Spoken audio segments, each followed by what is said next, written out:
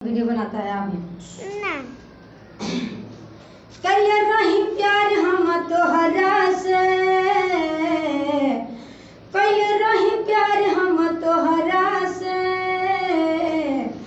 धोखा दे के शादी कर दूसरा से। कल रही प्यार हम तोहरा से, धोखा दे के शादी कैले दूसरा से।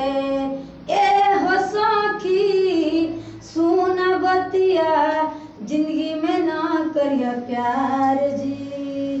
ऐसन होला अभी के लड़का, धोखा दे के भागी जाला जी।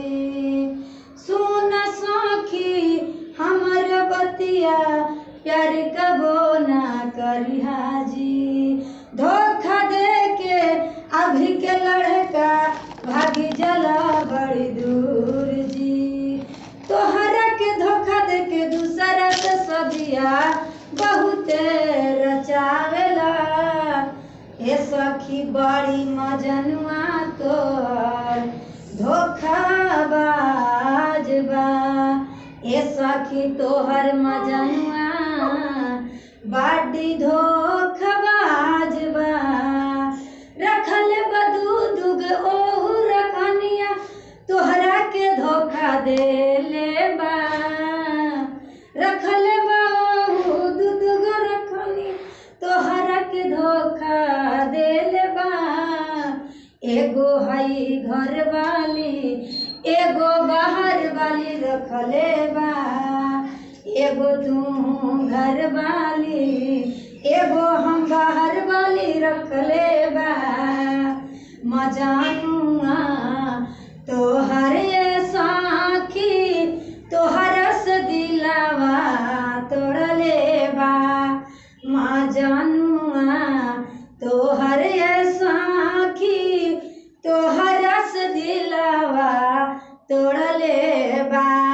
मत तू रोवा, मत तू छछाना, कब दिलावा ना तोड़ा।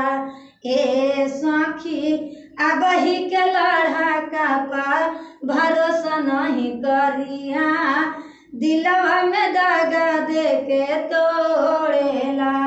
एहो सखी अब ही के लड़का पर भरोसा न करिहा, दिल लेके दिलवा के तोड़ेला। पहले प्यार करी है, मोहब्बत में फंसाई है, जाल में फंसा के दिलवा तोड़ेला। एहो साखी ओकरा पकैले बानी तू भरोसावा, दूसरा से सदिया रचावेला।